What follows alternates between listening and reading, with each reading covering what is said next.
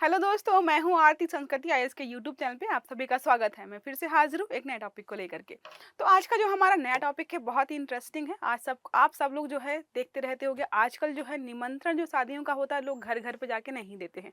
वो क्या है, या फ़ोन करके बता देते हैं, मैसेज के माध्यम से कर देते हैं। एक नया ट्रेंड चला है कि डिजिटल जो है शादी का कार्ड बनता है, वो आपको व्हाट्सएप पर आता है एक तरीके से पीपीटी या एक तरीके से फाइल के फॉर्मेट में होता है। वो आपको खोलना होता है, वहाँ पे सारी जानकारी, दूल्हा-दुल्हन की फ़ोटो, जो भी फॉर्मेट उन्होंने तय किया होता है, उसके साथ आपको देखने को मिल जाता है। अब हो ये रहा है कि जो भी ऐसे लोग हैं ना जो धोखाधड़ी करते हैं, जिनको आप डिजिटल फ्रॉड बोलते हैं, वो लोग क्या कर रहे हैं, आपको जो है शादी का कार्ड भेज रहा है, निमंत्रण, आप खुशी-खुशी उसको ओपन करते हो, पता चलता है कि सारे पैसे गायब। क्योंकि जैसे ही आप उस फाइल को ओपन करते हो, आपका फ़ोन एक्सेस उनके पास पहुँच जाता है, हैक करते हैं। आधार कार्ड के माध्यम से आजकल सारा पैसा जाता है, आधार कार्ड को भी वो हैक करते हैं। अब जो भी टेक्निक अपनाते हैं भाई, उनकी टेक्निक क्या है वो मुझे नहीं पता है, बस इतना पता है कि अगर आपने वो फाइल खोली, आपका फ़ोन होगा हैक और सारे पैसे जो है आपके उड़ जाएँगे। दिल्ली में अलग-अलग जगहों पर ऐसे मामले हुए हैं, मेरठ में हुए हैं, अलग-अलग चंडीगढ़ में, मतलब बहुत जगह पर ऐसा हुआ कि लाखों रुपए जो है उनके अकाउंट से उड़ गए, मात्र एक एक चीज़ करने पे कि किसी का शादी का कार्ड आया था, उन्होंने खुशी के साथ खोला था कि भाई खाना खाने जाएँगे, शादी में जाएँगे, और वहाँ पे नुकसान हो गया, चपत लग गई, पैसे सारे गायब हो गए, ठीक है? तो हम यहाँ पे देखेंगे कि आखिरकार जो स्कैमर्स हैं, वो उसको कैसे अंजाम दे रहे हैं। आप जो है अगर इससे बचना चाहते हैं, तो वो कैसे बच पाएँगे? पहली बात तो आपको समझ में आ गया, अपने घरवालों को भी समझा दीजिएगा, क्योंकि हमें तो समझ में आता है, मम्मी-पापा, दादा-दादी या जो भी हमारी ओल्ड जनरेशन है ना, उनको समझ में नहीं आता कि कैसे क्या करना है, ठीक है? तो लिखा व्हाट्सएप पर आए अगर शादी का कार्ड, तो आप जो है बिल्कुल सावधान हो जाएँ, स्कैम हो रहा है यहाँ पर। अगर बात करें इम्पोर्टेंट बिंदुओं की, अलग-अलग जगह पे बहुत सारी घटनाएँ हुई, मेरठ में, चंडीगढ़ में, दिल्ली में, और वहाँ पे लोगों के अकाउंट से लाखों रुपए जो है ऐसे ही विदिन मिनट जो है गायब हो गए। वो लोग रो रहे हैं बैठ करके, क्योंकि ऐसा कुछ होगा आइडिया ही नहीं था। तो साइबर ठगों ने ठगी का नया तरीका निकाला है। 20 करोड़ से ज़्यादा रकम जो है साइगर साइबर क्राइम थाना पुलिस अब तक कर चुकी है बरामद। तो पकड़े भी गए हैं, 20 करोड़ रुपए उन्होंने वापस भी ले लिए।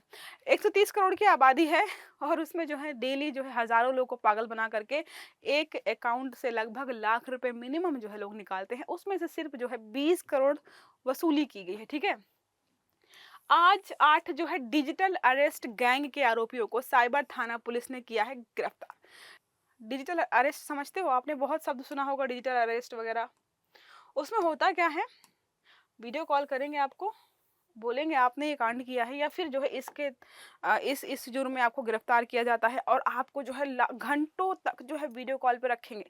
आपको जो है मेंटली इतना टॉर्चर कर देंगे कि आप बोलोगे कि भाई पैसे वैसे बता दो, कैसे कुछ हो सकता है, और जो है ये मामला रफा दफा करो। बोलेंगे नहीं, आपको जो है वीडियो कॉल पे रहना है, हमारे अधिकारी अभी आएंगे, आपको लेकर के जाएंगे, आपने ये अपराध किया है, आपने वो अपराध किया। वो डिजिटल अरेस्ट होता है। अरेस्ट का मतलब क्या है, पुलिस जाके लॉकअप में आपको बंद करती है। डिजिटल का मतलब होता है कि आपको ऑनलाइन स्क्रीन के माध्यम से वो बंद करके रखते हैं। तो ऐसे भी जो है 8 गिरोहों को वहाँ पे गिरफ्तार किया गया है, ठीक है? अगर बात करें इस जो घटना की, तो कैसे शुरू होता है, तो क्या है, साइबर एक्सपर्ट बताते हैं कि साइबर ठग अनजान नंबर से शादी का जो है डिजिटल कार्ड आपको भेजते हैं।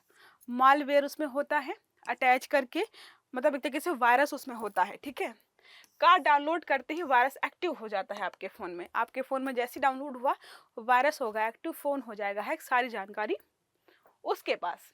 वायरस के ज़रिए साइबर ठग मोबाइल हैक कर लेते हैं, फिर आपका सारा गोपनीय डाटा उनके पास। मोबाइल हैक हो गया, ओटीपी भी हैक हो गया, ठीक है? अब मोबाइल हैक है, आपके फ़ोन में ओटीपी आ रहा है, वो वहाँ से हैक कर देख रहा है, ओटीपी ये है, डाला और सारा पैसा वहाँ से आपके अकाउंट से हो जाएगा गायब, ठीक है? फिर क्या लिखा है, मोबाइल फ़ोन से ही लिंक आपका क्या होता है, आधार कार्ड, वह आपके बैंक खाते को ऑपरेट कर सारा रुपया निकाल लेते हैं। अब डिजिटलाइजेशन के फ़ायदे तो हैं ही, लेकिन नुकसान भी देखो हम देख रहे हैं। कल मैंने आपको आर्टिकल एक पढ़ाया था इसी से संबंधित, कि जो है हम यूपीआई का इस्तेमाल कर रहे हैं, उसके फ़ायदे नुकसान क्या हैं। कैश जो है, करेंसी का फ्लो जो है समाज में या मार्केट में कम हो रहा है। उसके साथ जो है डिजिटल फ्रॉड भी बहुत ज़्यादा बड़ी मात्रा में देखने को मिलता है। पहले चोरी चकारी जो है गाँव में 4 लोगों के साथ होती थी, अब डिजिटल फ्रॉड जो है लोगों के साथ जो है गाँव में 40 लोगों के साथ होता है, क्योंकि सब लोग पैसे का इस्तेमाल कर रहे हैं ऑनलाइन पेमेंट के माध्यम से। तो यहाँ पर बहुत सारे नुकसान हमें देखने को मिल ही रहे हैं, उसी का एक नया प्रारूप है यहाँ पे। डिजिटल कार्ड से बचने का क्या तरीका है? पहली बात तो ये है कि आपको कभी भी किसी अननोन नंबर से ऐसी कोई फाइल आए तो ओपन नहीं करना है। कार्ड डाउनलोड करने से पहले देखें कि वह किस नंबर से आया है। अगर अननोन है तो आपको जो है कार्ड नहीं खोलना, लेकिन होती उत्सुकता देखना है क्या आया है। किसी परिचित से नंबर मिलता जुलता हो तो पहले उससे बात कर कार्ड भेजने की जानकारी ले। अगर जो है किसी परिचित का नंबर से आया है कि फला फला दोस्त ने भेजा, पहले उसको फोन करके पूछें आपसे कि आपने क्या मुझे कोई कार्ड भेजा है। हो सकता है उनके फ़ोन को हैक करके उनके फ़ोन के व्हाट्सएप के माध्यम से आपको भेजा गया हो, तो आप पहले बात कर लीजिए। जल्दबाजी व हड़बड़ाहट आपका खाता खाली कर सकती है, ये आपके लिए एक तरीके से वार्निंग है।